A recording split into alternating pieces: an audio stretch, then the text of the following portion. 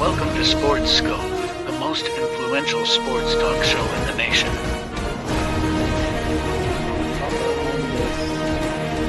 What is today, the 19th? Stay tuned for updates and great sports content.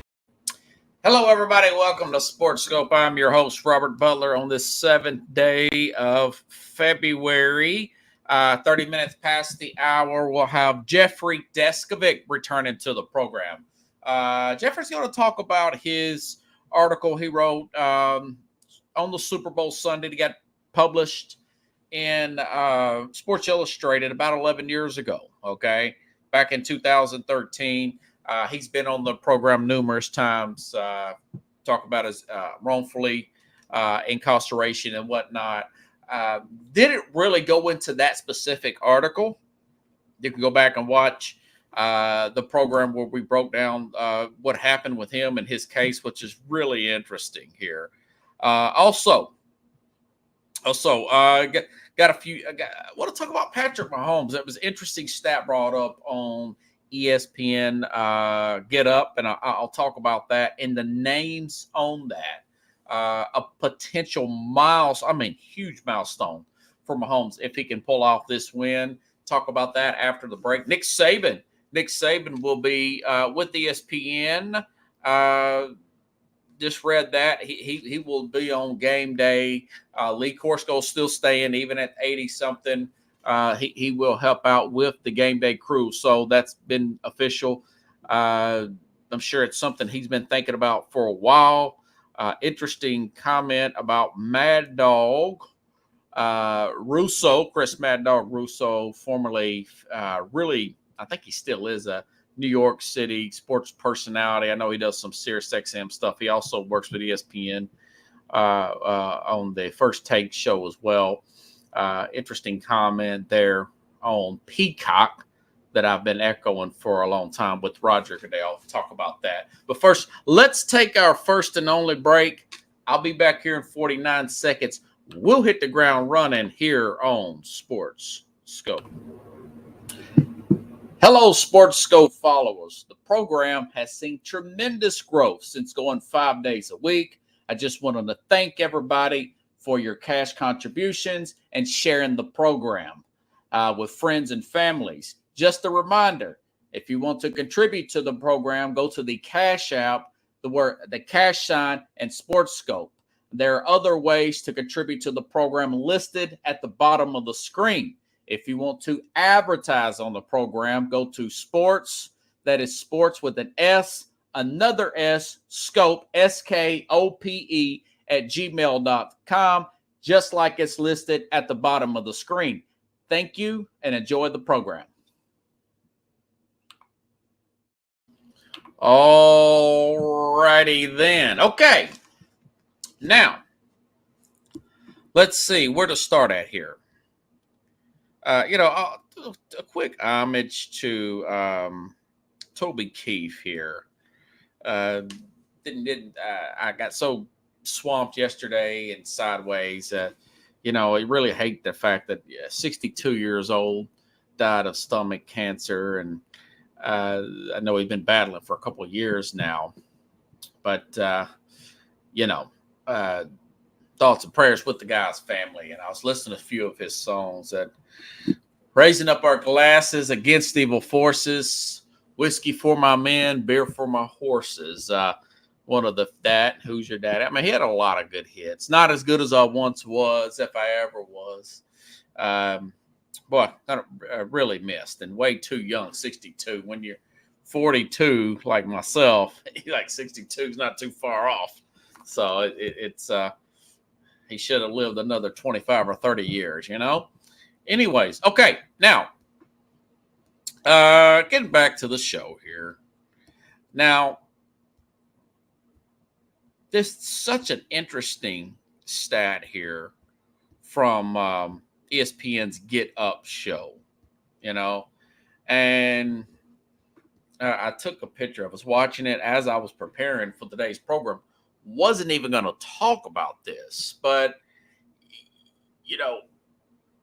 talent's one thing, right? But also having everything work around you and specific breaks. Patrick uses the term blessed. I use the term blessed. Have great players around you, have elite coaching around you, and obviously doing the work as yourself. It is a lot to become a champion in a team sport. And one thing can go awry, and you're in a very highly competitive league with another superstar. If you're in basketball, whatever, things can go. What if he would have went to the Bears? Instead of an Andy Reid who has brought every single quarterback elevated to their best ability. Now, he's by far the most talented quarterback that Andy Reid's ever coached. But you look at the elevation of a Donovan McNabb, even a Jeff Garcia. Remember that name, folks. We all thought Garcia was washed up when he went to the Eagles after he left the 49ers. Okay? They ended up getting to the playoffs, guys like Jeff Garcia, resurrecting Michael Vick after being incarcerated for 2 years practically? What he was, 2 seasons? If you count his suspension, maybe 3. And, it's the Andy Reid effect, Alex Smith, you name it. Everybody he's coached along the way, their numbers have gotten better. But anyways, back to this milestone. So Get Up puts this out here. If, it's a big if because they're underdogs, but I'm heavily leaning towards Kansas City winning this Super Bowl, okay? If he wins this Super Bowl in the first 7 seasons, or he wins this Super Bowl, not the first Super Bowl. If he wins Sunday, all right, 3 champions with 3 world championships with 2 MVPs in their first 7 seasons, and ESPN puts out the NBA, NHL, MLB, everything, right? Larry Bird is in that crowd. Bill Russell, the great Bill Russell, another Celtic there. I think he went on to win 9 or 10 championships, some crazy number like that. The great Mickey Mantle for the Yankees. Stan Musial, okay, older baseball player. Obviously, Joe DiMaggio and this guy, Guy LaFleur. Not even Wayne Gretzky had that type of accomplishment. And you know what really stood out more than any of these things was Larry Bird. I did not know that. The first 7 seasons, you think about this, some of you NBA historians. Maybe I'll ask Jeffrey Desk if we got time, because we'll get to a lot when he comes on. But Larry Bird here only won 3 championships his whole career. He was drafted in 78. Bird was drafted in 78. And by the time of 86, right, I don't think they lost it. This Celtics team is playing really well at times. Now, I know they got beat by the Lakers. They didn't lose that much at home, but they did get beat by the Lakers last week. Totally unprepared to play. It was really a disgrace. But I want to say the 86 Celtics did not lose a single home game. Bird wins his 3rd championship that year in 86. All right. And in that same year, okay, like I said, Bird drafted in 78, by 86, had them 2 MVPs, had his 3 championships, beat Magic, one of them. And the ironic part about this is they had the number, believe this or not, folks, they had the number 2 pick. Okay. And some of you old Boston fans, Corey out there, Andre, the great Andre Gibson, the Celtics had the number 2, even after winning the championship. The finals are over with in June. At the end of June, right around the 2nd week of June. Normally, that's when the NBA draft is. And I looked this up here on Yardbarker. The Celtics lucked into the 2nd pick in the 1986 draft, dealing Gerald Henderson to the Seattle Supersonics back in 84. and they selected Len Bias was to be an athletic force added to the Celtics, who were coming off a 67-15 season and won that championship. It was a tragedy. It happened with Len Bias. As soon as he drafted, died of a cocaine overdose that night. Number 2 pick. Okay. And not only that, Larry Bird, even after going 67-15 and winning the championship, probably, I know it was the best team that Bird had during his era in 86. He was, what did they say he was doing? Paving his mom's driveway. I said he infamously hurt his back. Infamously, infamously hurt his back doing something perfectly on brand and humble with the superstar, building a driveway for his mother by himself in 1985. And while that back injury affected him the last several seasons, it became a problem starting in 88. So he had pulled something severely in his back. He's so tough. He just so used to playing through any kind of pain. Paving a driveway in 1985, right? And you look at that and think, okay, what if Bird doesn't do something that idiotic? That's why I commend a guy like LeBron James spending the kind of money that he does on his body every year. I mean, we're talking 20 seasons now. I commend the avocado pajamas. Colin Coward jokes around about with the Tom Brady 23 seasons in the NFL, practicing falling down, no beers during the season. What if Len Bias was never had a drug problem, or maybe he never did? Maybe it was just a one-time thing. Never touched drugs. This guy was a really, really good athlete. And, he wasn't one of these 19. He was ready to play and contribute right away, right? What if Bird doesn't get that back injury? All right. What if Len Bias does not have the drug overdose? Think about all that. What if none of that stuff happens? Bird has already got a 3-time championship. He's arguably, even with that, 13 years, this guy, 13 years in, okay, three NBA championships, 2 MVPs. He got that in his first 7 years. He was arguably one of the greatest small forwards of all time. If that didn't happen, I think they could have won 2 more championships. You would be comparing him with Jordan and Magic. Magic got the 5. Magic wouldn't have got the 5 if they got Len Bias. No back problems for Bird. Okay, I don't know if the Pistons would have won anything. So it's funny how just a little bit of something here and there, and a little bit of something. So I guess my whole point is, yes, Mahomes, he is on this wild streak right now. 6 straight AFC championship games starting with his first year. But what if Andy Reid just says, you know what, I'm done? And I hope it don't happen. I love to watch the great Andy Reid work. He always comes up with something over the summer. But a lot of stuff you have to have some type of help. Okay, you look at the Belichick Brady thing. Look how down the AFC East was at that time. So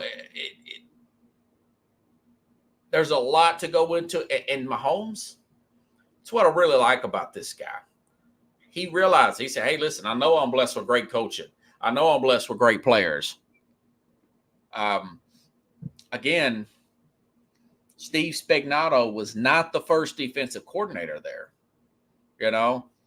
but just one little thing here or there, then we realized what if the Bears drafted him? They had it. We talked about it yesterday with John Restano. But again, but none of that stuff did happen. And he does have his 2 championship, but getting at number 3, I'm telling you right now, if he can get number 3, he would pass Peyton Manning in my book here. That's a big if. They're technically underdogs, but I'm not going to bet against him. Here it is Wednesday. I can't see myself betting against Patrick Mahomes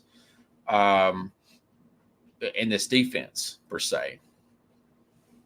I mean, he's up there with he's not ahead of Elway. He's not going to be ahead of Montana, even though his playoff wins are right there with these guys. And obviously, Brady's the best. And contrary to what people say, that kind of longevity, that's a big deal. I think he's like 14 playoff, and Brady's like 35. But it's an interesting list there. If he wins, he would be in company with Larry Bird. These are 3 championships, 2 MVPs in his first 7 seasons. Larry Bird, Bill Russell, Mickey Mantle, Stan Musial, Joe DiMaggio, and Guy LaFleur from the NHL. That is some serious company right there. No Michael Jordan, no Kobe, no Shaq, that no Wayne Gretzky for hockey fans, no Babe Ruth for you baseball folks. That's a rare company to get that in your first 7 seasons. That's what kind of historic run that he's on with Andy Reid. Good luck, Patrick Mahomes. Okay.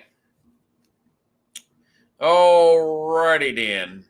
Okay, I mentioned it. I'm going to talk about this Mad Dog story. Chris Mad Dog Russo.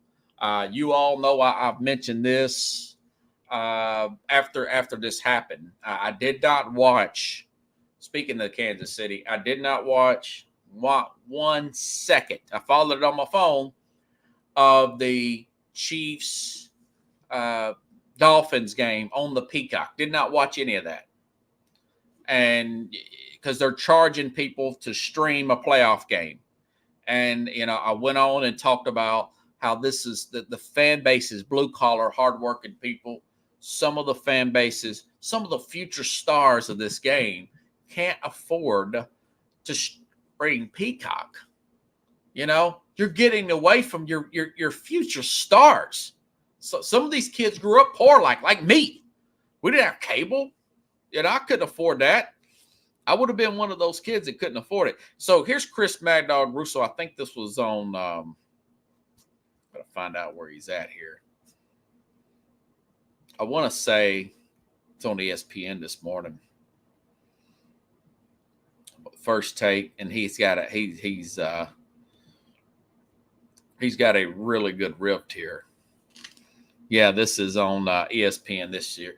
Chris Bagdall, real famous, known in New York. I think he still had that Sirius XM show. Makes a really good point here.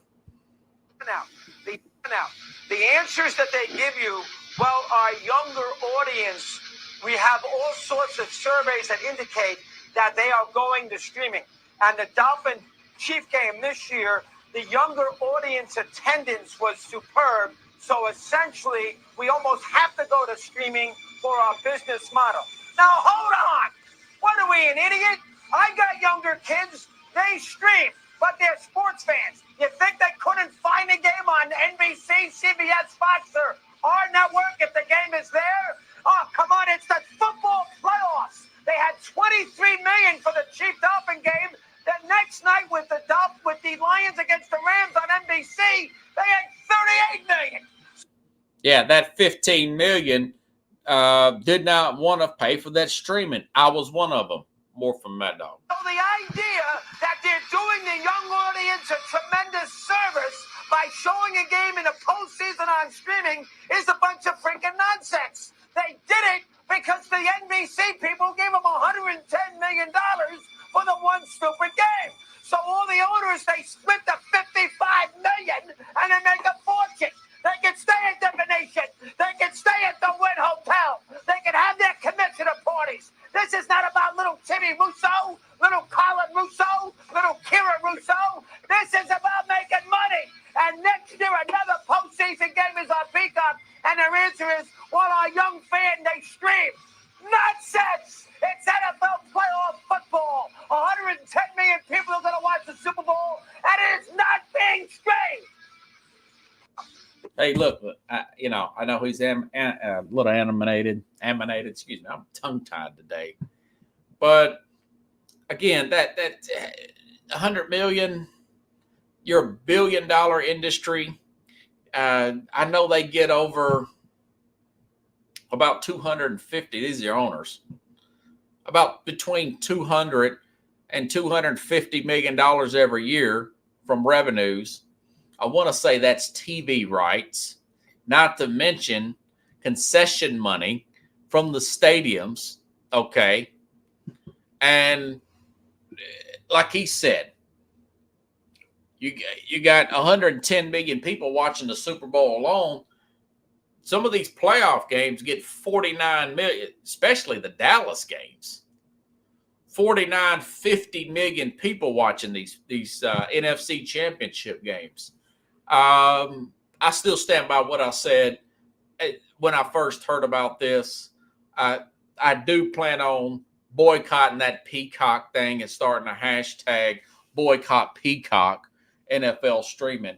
And what we'll do is I'll put out a video of it, a short video. People got such short attention spans, and pay for that to be promoted all over the XApp. And I'm gonna get a hold of as many media people that will do this. Possibly Jason Whitlock. He's talking about having another one of those conventions down here in Nashville. Saw it last year, didn't get a chance to meet the guy, didn't want to sit through the whole thing. It's like an 8-hour, like a seminar or something he's having, like a convention, whatever.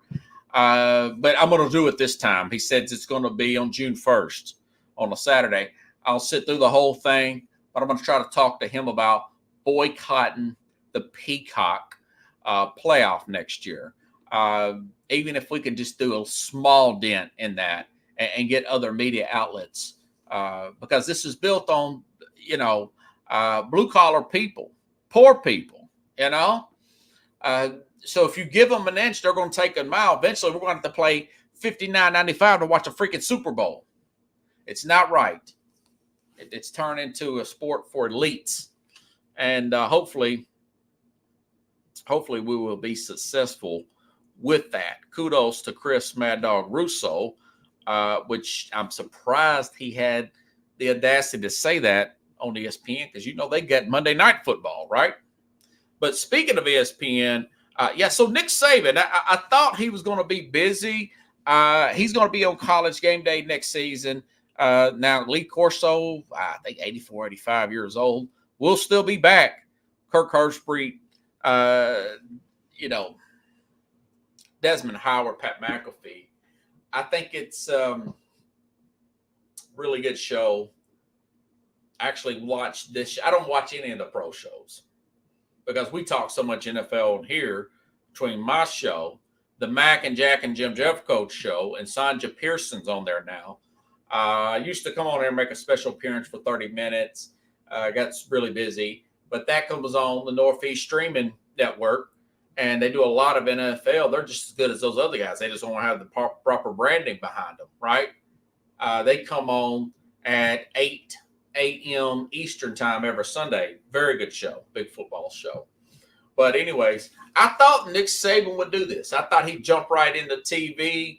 He's on there making several guest appearances. So I think, now they haven't clarified this, but I think he's going to travel with them to every school and break down games. Well, that just makes their show that much better. They were getting competition from the Fox people led by Urban Meyer, but they got Nick Saban. So I think that's really cool. Here's something that food for thought. Nobody else agrees with me. I do think maybe after a year, if the situation's right, if it's a situation like a Jim Harbaugh where he got a job, I wouldn't be surprised if he didn't take an NFL job in a year. It would have to be the ideal quarterback, a Justin Herbert level quarterback, somebody really good coming into their own, okay? And all they need is a good disciplinarian type of coach. He would be considered the greatest coach of all time, perhaps, if he could do that. You know, I want to say, what's he got? 7 national championships. He wasn't a terrible coach in the NFL. He wanted to win big. You know, if he would have got Drew Brees, the history of the AFC East could have changed. Instead, that fell through because of his shoulder surgery or whatever. Could not pass a physical. Brees couldn't. And they end up going with Culpepper, who also had injury problems, and rest is history. Went to Alabama and became the greatest college coach of all time. So yeah, a lot of interesting stories there. I am waiting on Jeffrey Deskovic, who could be here at any time. So in other news, while we're waiting here, also I'm reading that Josina Anderson, I think she's with CBS. She says, I'm told that the Jets and Bills' former head coach Rex Ryan is interviewing. He is interviewed as if already happened for the Cowboys defensive coordinator job. I'll say this. A lot of people think he's kind of a blowhard, big mouth, loudmouth guy, not head coach material. You know, he got off to a good start there with the Jets, 2 AFC championship games, and the longer he stayed there, the quarterback play of a Mark Sanchez just got worse and worse and worse, right? And of course, he didn't, he gets fired, then he goes to Buffalo. Nothing, total failure there at Buffalo. But I'll say this, his defenses, they stop the run, and they're very aggressive. And you could see that was what's lacking in their losses for the Cowboys last year when they had all those players out on the offensive line, and they really couldn't match Arizona, or they should never lost Arizona, but they couldn't match Arizona early in intensity. Arizona with James Conner ran all. That does not happen, folks, on a Rex Ryan coach defense. Ryan is very good defensive. You know, he's the son of Buddy Ryan, and they're big on blitzing, and they're big on stopping the run. And they need another tackle. Jonathan Hankins stayed hurt. They need help at that tackle, and they need help at corner. Getting a little long in the tooth there with Stephon Gilmore. But I'll say this: look at the difference there. And I know Dan Quinn had his moments where they played great at times. A lot of pick sixes last year. DeRon Bland getting a lot of targeted, and but it would be interesting to see how he would work with. I think he would fall back though to Mike McCarthy. But hey, he was a coach, he was a coordinator with the Ravens. Now I know Ravens always got great players, but his defenses, he's been out in the league since 2016. I would hire Rex Ryan in a minute. I tell you, this guy would be. He's a great coordinator. People get head coach mixed up with bad coordinator. You know, people say, well, why are you so high on Cliff Kingsbury? You thought it'd be a disaster head coach. But it actually wasn't that bad. They got Cliff Kingsbury, the coordinator now for Washington. Remember, Arizona got to the playoffs. Kyler Murray's injuries really set them back, but run a good offense. You know, he coached Patrick Mahomes at Texas Tech, but he also been fired at Arizona. He also been fired at Texas Tech. I was hearing that he was not confrontational enough. Sometimes you have to confront people and whatnot. Some guys are just, they don't know how to delegate right. They take one side of the ball too lightly. They put too much into the other side, whether it's coaching, draft picks, free agency. That's usually your defensive-minded head coaches here. And some of your offensive-minded head coaches are more quiet, cerebral type of people. They're good with the court, but they're not as, confrontational and whatnot. So there's Jeffrey Deskovic here, which I've got his foundation at the bottom of the screen, and I wanted to bring him up as we speak. Hey, man, how you doing? Nice suit. Thanks, Rob. How you doing? Good. I'm good. I was just going over some things, There's an interesting little stat here. You're a big basketball fan. I am. And they were talking about this on ESPN. 3 championships, 2 MVPs in the first 7 seasons.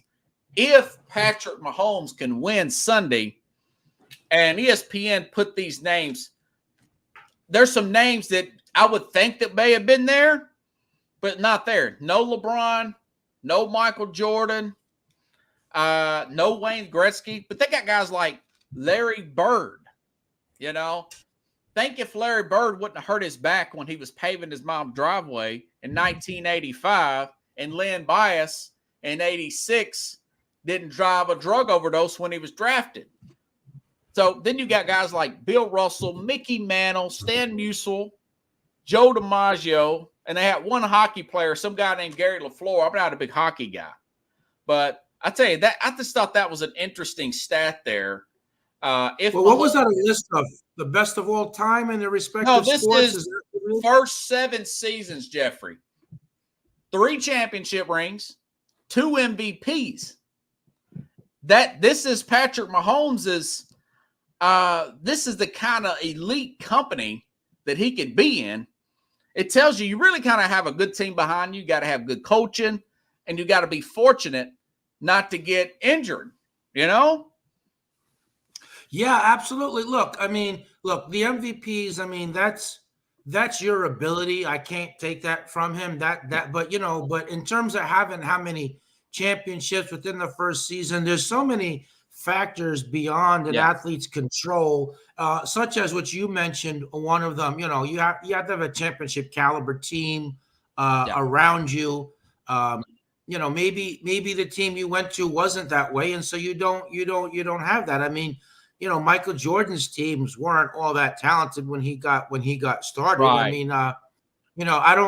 I don't even really think it's much of a discussion as to who's better, Jordan or Bird. I think Jordan is kind of universally recognized. Bird was a top 3. There's no top 3, certainly top 5, no doubt about it. He was a small forward. Nobody would ever, but nobody would ever argue that he was better than Jordan. Well, just like Bill Russell, that he won 8 That was 8 championship teams. Yeah. But then again, the league was very thin. There wasn't that many teams. There were a lot of bad teams. The competition, wasn't as tough to come by. Look, I think if Patrick Mahomes wins the Super Bowl, and I do predict he will. We get into that possibly. Yeah, we'll get that a little bit. Yeah, right. But look, he's not the GOAT. Right, but he's not the GOAT. But he's not the GOAT. Okay. Right. He's not. Yes, I would. Right.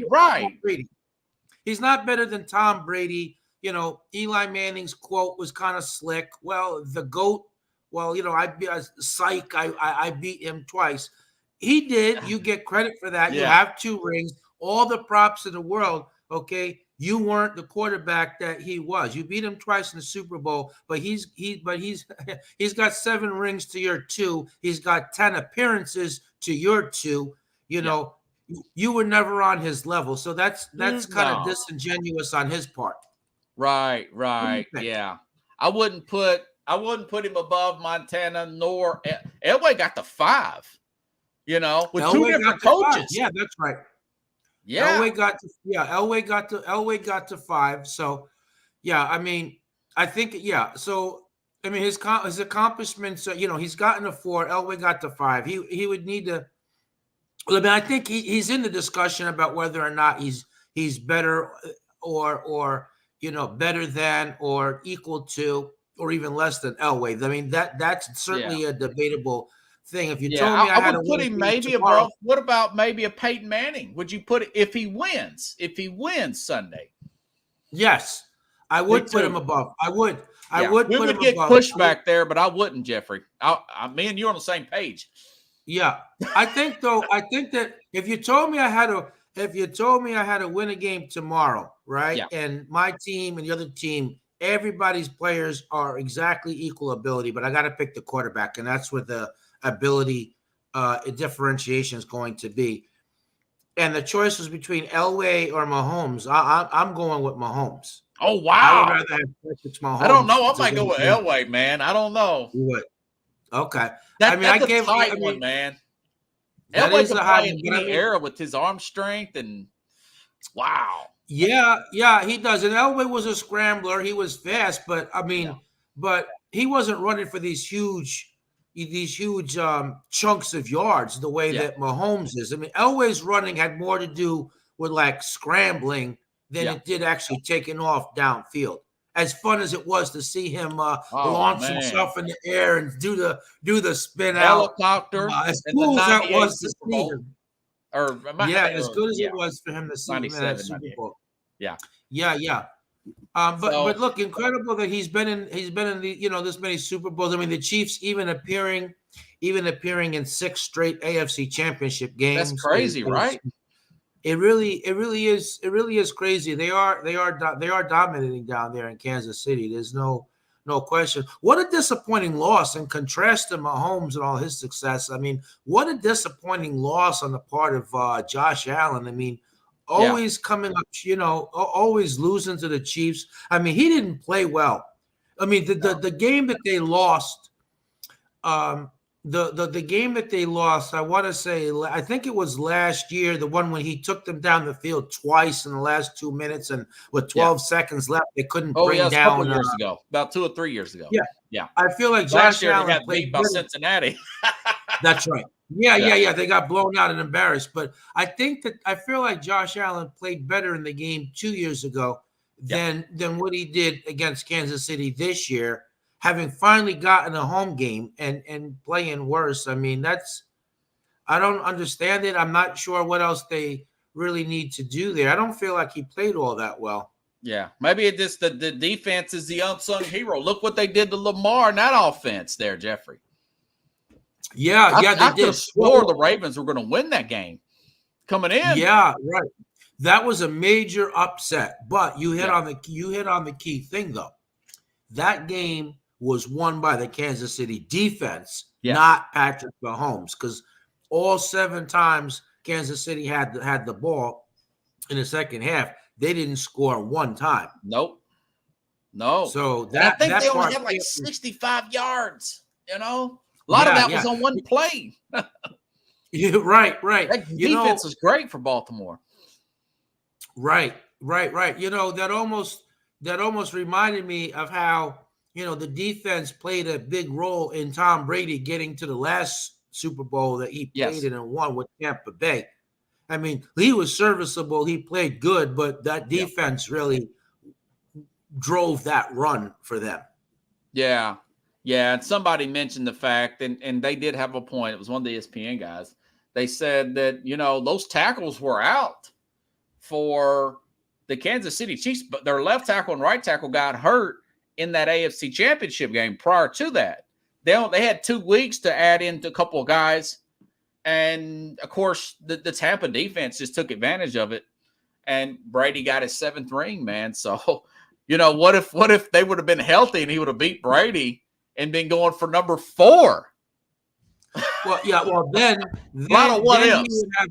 Then he would have a better argument. He would have a better argument, but for maybe Montana. I mean, it's still hard to overcome. But I think at that point you would have to consider him to be better than Montana at that point. But God. but what I'm leery of is I I don't like using championships as the sole Right. barometer for who's better than who, because you just might have had a much better team, than that. I mean, one player might have had a better team around them than Right. what the other player did. So Got to measure throw and ability and how well they play in the games, and it's a lot that goes into. It's not like these shorter, like a basketball. It's less players or an individual sport. So let me ask you about this. You wanted to talk about your Sports Illustrated article. Everybody knows I've had Jeffrey on this program before, but I never actually got to talk to you specifically about this article that you wrote 10 years ago, Super Bowl Sunday, right?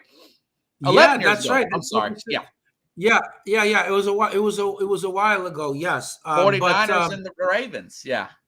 Yes, it was. Yes, it was. Yeah. So, I mean, the article. So, look, I wrote the article. I cannot take credit for the nifty title. That was Sports Illustrated people. So, Sports Illustrated, they have a op-ed section, which they refer to as point after. And, they came up with the nifty title, the most captive audience. Yeah. You could, Rob, you feel free to do dark humor here with me, because it's how I love the dark humor. Absolutely. Yes, you do. Yeah. So it was talking about the role of sports in my surviving my wrongful imprisonment for 16 years. Role of sports in general for all the prisoners, whether guilty or innocent, and with a particular focus on the Super Bowl. Yeah. So look, I mean, I think a key to surviving, imprisonment is you have to find things to throw your mind into. You can't just let yourself be in hell all day, every day. Yeah. Twice on Sundays. I remember I had what was called a super radio, which is the best radio the prison would let you have. And so on Sundays, I mean,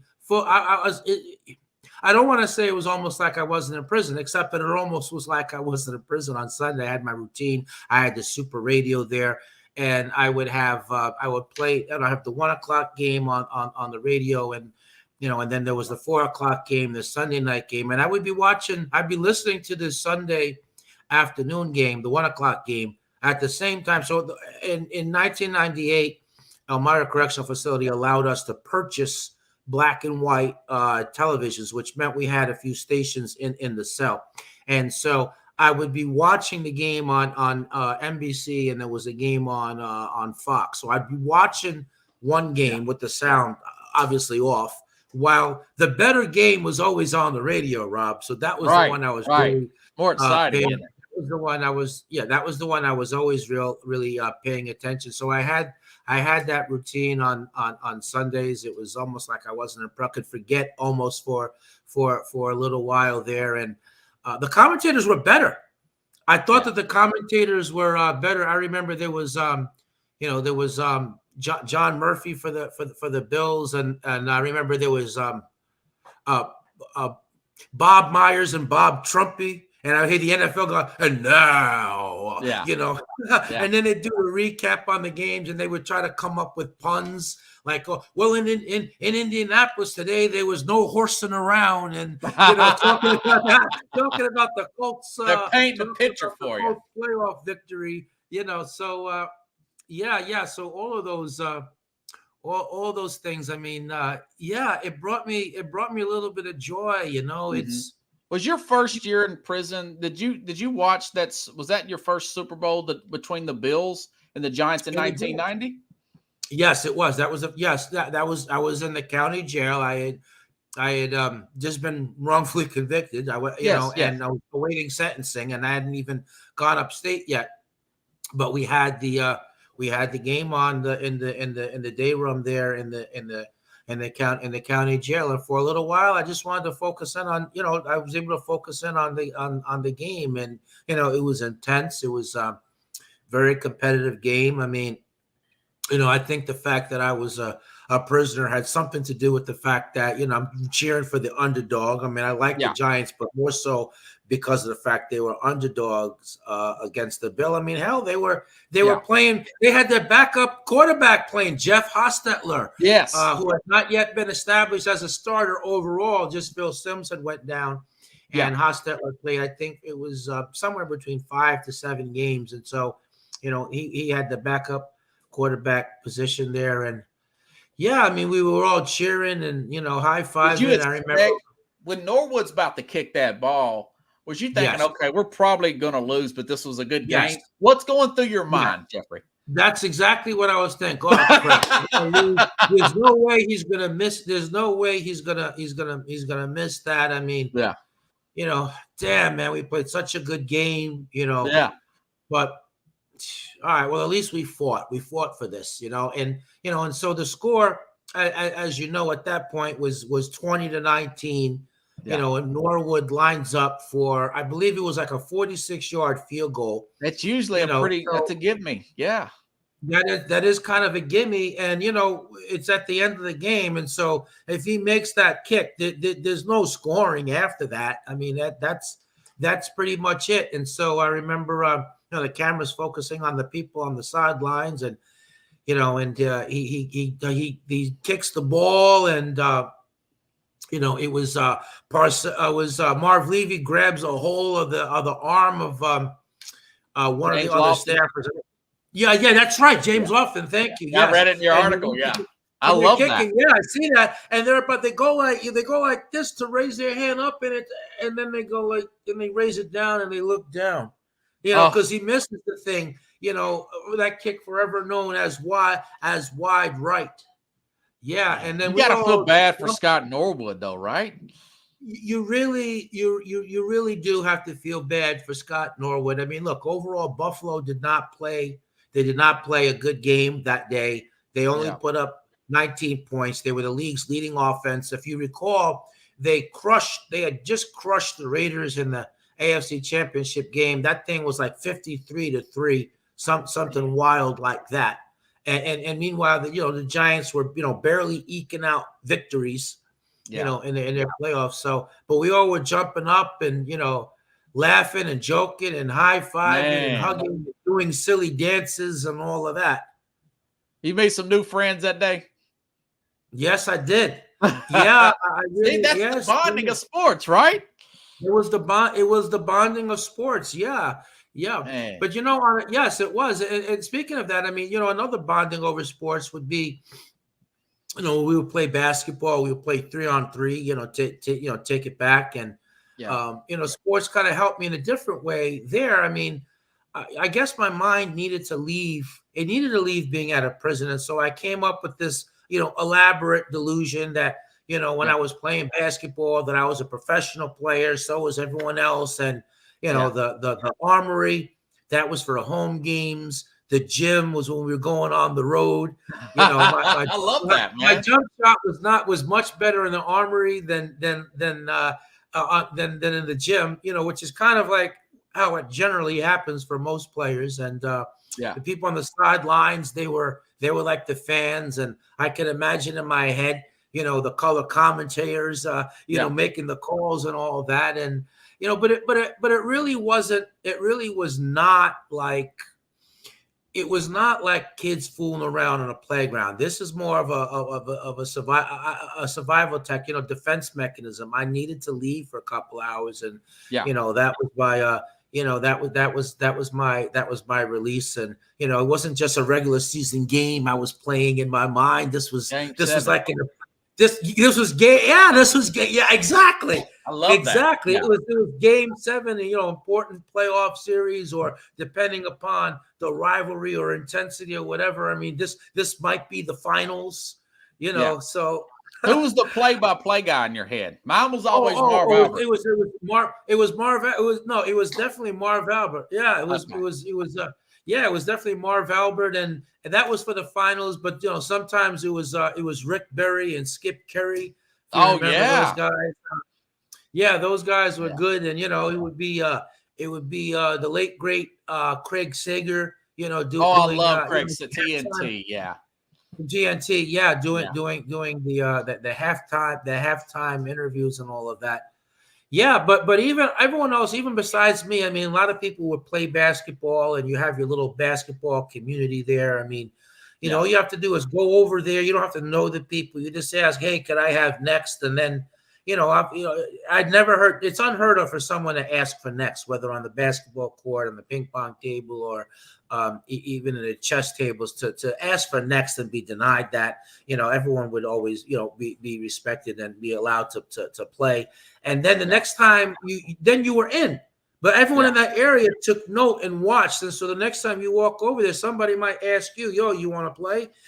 And so that would be how it would Man. that would be how the social part of it would happen. And most people played sports of one thing or another. I mean, I was kind of part of the chess community, the basketball community. Once in a while I played ping pong, and that was Yeah. kind of analogous to playing tennis. And then those are all different, like separate, like communities of people that had that particular interest, but I was able to float between the three of them depending on what I wanted to do on any given rec period. And then of course they also had the sports TV. Those were just the Yeah. fans that were just fans of professional sports. They weren't they Yeah. weren't like athletes of any kind themselves. They would just sit there and they would watch the games, and you'd see the same people were there, and you have sports conversations and everything.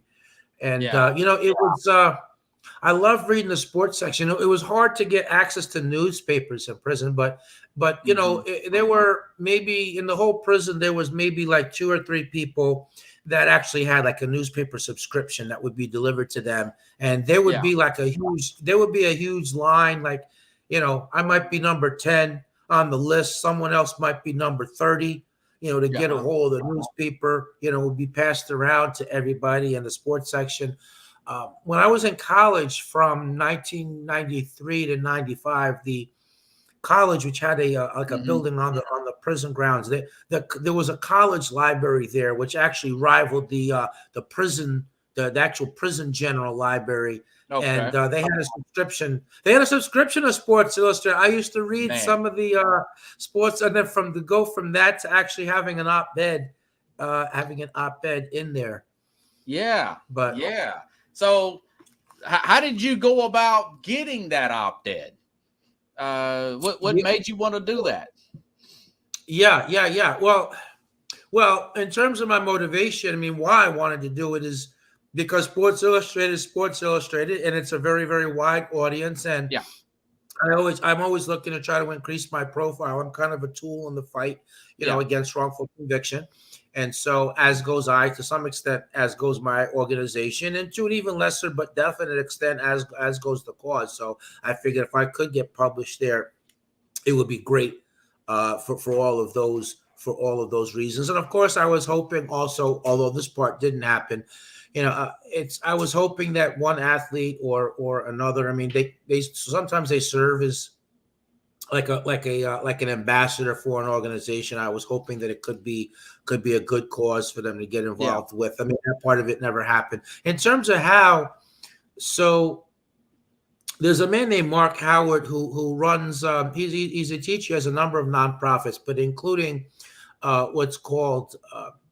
He has this movie series, well, a documentary series called "Making an Exoneree." So him and another Okay. exoneree, Marty Tankleff, who's a lawyer, they work with college kids, and they're like the investigative arm on wrongful conviction cases. And the kids document things, and they investigate. They document through camcorders, and they partner with the lawyer who's going to do the lawyering of it. And they've gotten a number of people out as well. They Hmm. have gotten a number of people out, but I've been friends with Mark for about since 2007. Mark actually lives in DC, and whenever I go to DC, so I can take the Amtrak train from New York City, and it's like Okay. 3.5 hours away. So I get to I've gotten to DC maybe like, I don't know, 7 to 10 times, something like that. So whenever I go, I hit him up, and most of the time we're able to get together, even if it's just for a meal or hour or two. But Mark knew one of the people at Sports Illustrated, John Wertheim, and I Uh-huh. don't know if I asked to meet him or he asked to meet. I forgot exactly the minutia of it, but I remember I had lunch with John Wertheim, Yeah. and look, I was hoping and dreaming, okay, that I could get a Yeah. chance to like write. Well, either write something or even just have a feature or something on me done. And so I geared when he was talking to me about the human elements of my story and surviving. I was throwing sports stuff in there about the time in prison, emphasizing that rather than other stuff. And I was hoping the light bulb would go off in his head, because I dared not suggest to him directly, maybe someone right. But after enough of those things, I'd hit something and go in depth, and then I switch to something else, and then come back, because I also, Rob, I can admit I wasn't trying to be too obvious about it, what I was trying to do either. So I hit it and then, switch to something else and come back. And finally on the third time, he says, well, wait, I think that there's something there, man. What about an article on but he's on you and the role of sports there. But, I really don't, I really don't. He says that he didn't have time because he had a bunch of assignments he had to finish, and he was getting ready to go to Australia to cover the Australian games. Oh wow, yeah, January, yeah. So he said to me, "Well, I don't have time to write it. You can write it." And I'm like, "Yeah, but what makes you think I can write? What makes you think I can write at the level of the writing that's at Sports Illustrated? I mean, yes, I am a weekly columnist. Yes, I'm getting paid for that. At that time I was making $250 an article. So, I had some writing ability. That's pretty good, right? Yeah, but I mean, but I would never have considered myself to be a writer on the same level as Did you get a lot of feedback from that, man? That's really inspiring. I've gotten that feedback. A lot of people find it inspiring. They found it entertaining. I did get some sports media coverage out of it, not as much as I would have liked, but I did get to do a couple of radio interviews, including on ESPN. So I thought it was kind of cool to be on ESPN. Yeah, but he said to me, you don't have to write it down. Just do your best, and I'll edit it for you. And so that's really what happened. So in the office of my organization, I have 2 issues of the Sports Illustrated. I have both of them framed. I got one, the front cover here, and then the article of my face here, like that. And I love that, man. It's not just prison. It's you got kids that are lonely or divorced parents, and somebody going through. Maybe the parents has got alcohol and drug problems, and they're in one room doing something crazy. And maybe this kid's watching that football game, that level of escapism, just some other type of prison, So I looked at it like that, Yeah. 100%. Yeah. No, I even think, in any other setting where people are struggling through hard times, if they have access to a TV, I mean, I could see, not that I've ever been to a shelter, but I would imagine if there was a TV there, I would imagine people would watch. I mean, certainly people that are hospitalized, whether medical hospital or a psychiatric hospital. I watch sports in the psychiatric hospital, so I guess maybe it's kind of a first here, but I'm transparent, and you're a great host, and this is a great show, so I'll throw you out some original content. I mean, I was involuntarily hospitalized for 6 months. So after I got arrested, I got bailed out after like 35 days, and I thought I was going back to the life I had. Going back to school and my friends in the apartment complex, the area where I went back, and I thought I was going back to that life, but there was no going back to it. I mean, I was a hated figure in Peekskill. Everybody believed, people think, well, if the cops arrested you for it, then obviously you did it. Newspaper reports of a confession added, which was a confession, but it was a coerced false confession. But they're reporting it as a confession, so that kind of lends credibility to things. So I mean, there really hadn't been a murder in Peekskill for a long time, and this really shook up the community. So I was a hated figure there. I felt like it was somewhat dangerous even for me to be outside walking around. Then they wouldn't let me go back to the high school until the case was resolved. I couldn't play with my friends because, their parents wouldn't let their kids play with me. So there really was no going back in many respects to my life. So I felt like my life was over. Mm-hmm. And so I actually did try to take my life. I took a large unopened bottle of extra strength Tylenol, and like I swallowed all the pills, and I Uh-huh. went to sleep, and I intended to never wake up again. I thought, that was my intent, but thank God I did wake up. I don't recall how long it was, but I woke up, and my body is throwing up, and I couldn't stop vomiting, and so eventually that got the attention of my mother and grandmother, and I had to tell them what I did, and they called the ambulance. And so once I was okay medically, and thank God I didn't harm my liver. And I mean, to quote one of the nurses, look, you took enough Tylenol, to really seriously damage the horse's liver. Yeah, I've heard that before. Right. Yeah, right.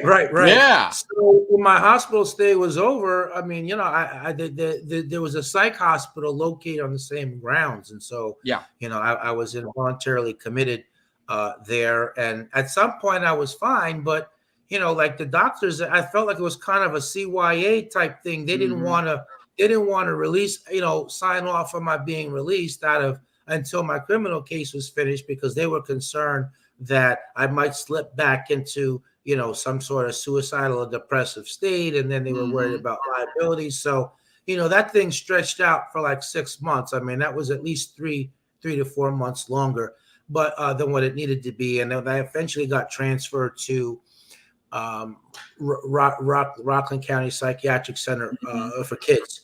Yeah. And there, the doctors had no such issue. They evaluated me over like a month, and they put the paperwork in the court and came to court and said that I'm fine, and I was released. But we went down this rabbit hole, I guess, to say that I know from firsthand experience, that people in psych hospitals, we watch sports, we enjoy sports. Well, what you're saying could have happened to anybody. I mean, your whole life's going to be taken away from you. I could see a lot of us sane people losing our mind doing something like that. It's a miracle that you made it through it. There's hope at the end of the tunnel. Amen. Yes. Yeah. Yes. Amen. And I you got to write a book, man. I'm sure people's brought that up. Yeah, many people have brought that up. So I have a book that's 95% written. Great. I need a literary. So the only part that has to be added is just a little bit more about my further adventures on the outside. Yeah. Because a lot's happened since I last wrote. A lot of light at the end of the tunnel, man. A lot of light at the end of the tunnel. I mean, part of the challenge is to think about, everything I've done since I've been home, everything can't go in the book. We have to pick and choose what does. But I need to get a literary agent. I haven't had really a lot of luck in that regard. I mean, it's almost like a literary agent is almost like a lawyer representing a writer trying to get them a deal with a major publishing house. So my thoughts, Rob, are that, there's a lot of exoneree books that are out there, and they really have gone nowhere. They haven't been read. They're not, and as such, they're not making a difference. And it's really because they run to small presses. I want to go to a major publishing house that has a budget for marketing, public relations. They're going to get me shelf space. They're going to set up a book signing tour. I mean, I don't want to learn all those things and start sinking my own money into all that. I mean, that should really, come from the company. And, I would like to get in advance, and I want to do it the same way that somebody of average means would do it. So I'm hoping that the right people could come along, and, I could get the agent, I could get the book. Right. I don't see why one of these big companies won't jump on it up in New York, Simon and Schuster, somebody big, Somebody big like that. Yeah, exactly. And if that does well, the world can open for me at that point. From a movie, a play, maybe a one-man show, a musical. I mean, all the, I mean, writing a couple of other books. I mean, the world, I mean, I can get a speakers bureau to then represent me. I mean, there's so many avenues that so many doors that could be open for me Right. if I could actually get, but it all starts with getting that agent. So, hey, maybe it's somebody from the Sports Scope who's out there. If you're an agent, Yes. you're an agent, or if you know somebody that is, 6 degrees of separation theory. But I do feel strongly that, this is a story. This is a story that needs to be told. What happened to me really could, happen to anybody. And, just the fact that I was able to survive, that it happened from, ages 16 to 32, being in prison from 17 to 32. Right. But then to come out and to become an individual advocate, to open a nonprofit using some of the compensation, to become a lawyer, to have helped to free 14 people, to help pass 6 laws. I mean, I feel like it's been an incredible journey, and I feel so humble and blessed, the doors that have opened for me. But I still feel like I'm just scratching at my potential. I feel like the book and all these things we mentioned, I think there's some place for me to be able to do some commentary, and to be able to have some celebrity spokespeople, or to to have an athlete. I mean, because here's the thing, is we've got 14 people home. We have 13 cases that are active. We have another 5 that are approved and waiting. We don't have the capability of moving the other 5. We need to raise more money so we can have other legal professionals to work the case. And there's many more people out there. I mean, my ultimate dream is to have a chapter of the organization in each state and ultimately in each country, because I really see this as a awesome. worldwide problem. Yeah. And the places where we don't, in countries where we don't hear about wrongful convictions happening, it's not because they're not happening. It's that no one's being exonerated. But the world of wrongful conviction, I mean, has crossed over into sports. I mean, Brian Blades, if you remember. I mean, even Ray Lewis, the quote from Ray Lewis, hey, to be charged with something you didn't do is the saddest thing. Yeah. There was a quotation from him. And for a long time, I thought maybe he could have been, but he could have been. But I don't have a way of reaching all these different, reaching all these different people. Reuben Hurricane Carter. I mean, that's right. Reuben Hurricane Carter. I could see Mark Wahlberg playing you, man, because he's a big sports guy. He would love that angle and the escapism of sports, and it would be huge. I mean, it would really be good. It would be. I mean, many people consider Mike Tyson to have been wrongfully convicted of rape in Indiana, never exonerated, but many people, consider that to, consider that to have happened with him. The thing with Kobe Bryant, if you remember. Yeah, and you said it's like 4%, right? I think that there's a stat out that says that estimates 4%, but I mean I think the there's percentage thousands of people. That's a lot. Convicted people, I think it's 15 to 20, but there's other. Oh wow! I think because look, there were 19 people that were exonerated, either before me or after me that I did time with, and when you think about across the U.S., there's a couple of people being exonerated. They've had scores of cases, hundreds of cases that have been tossed out just based on dirty cops, who have been found to have, planted evidence or given false testimony. I mean, I think some percentage of those people were innocent. I don't think that all of them were, but I think that some of them were. I mean, I do think it's possible for a guilty person to have been framed. Like the cops can't find legit evidence. And so, I do think that can happen. But I also think that in the process of doing that, innocent people can definitely be caught up in that web. So I do think that. But look, whether it's 15 or 20, if it's 5, if it's 4, because there was a 4% stat, it was estimated that 4% of the prisoners on death row were innocent. So there's a 4% stat. Oh, death row. Yeah, I thought you told me. Okay, right. Yeah. But even if still huge, though. 2.5, you want to say 1%, you want to, you want to say 0.5%. There's still 2.3 million people. Oh my God. In the justice system. So if you want to say 0.5% of that, that's still a staggering. That's still a staggering number. But definitely lots of crossover between wrongful conviction and justice reform and sports. I remember reading that there used to be boxing programs where boxers from the outside would come in and would box inside. Right. Inside, the boxing program that gives hope to prisoners. I mean, I remember. Hey, Dewey Bazella. Never heard. Who's that? Okay, so if you get the chance, so it's called the Dewey Bazella story. So ESPN 30 for 30 had the episode of Dewey Bazella. He was a boxer. He didn't get to go pro. He was wrongfully convicted. He did 26 years of prison. And he came out. He still didn't let go of the dream. He still wanted to have one professional professional fight, and he did have the one bout that he got to get in the ring. Yeah. So if you get a chance, if you're listening, you're out there. If you get a chance to Dewey Bazella story again from ESPN's 30 for 30. I mean, that really is a touching thing. Man. I mean, when his conviction was reversed, last thing on Dewey, when his conviction was reversed, they offered him to plead guilty to time served, and he refused to do that. He said, "No, I'm innocent. I'm not." And he went back to trial, and he got wrongfully convicted a second time before he was ultimately exonerated. Wow. He was ultimately exonerated. Yeah. Wow, that's hard to get it back that time, though, right?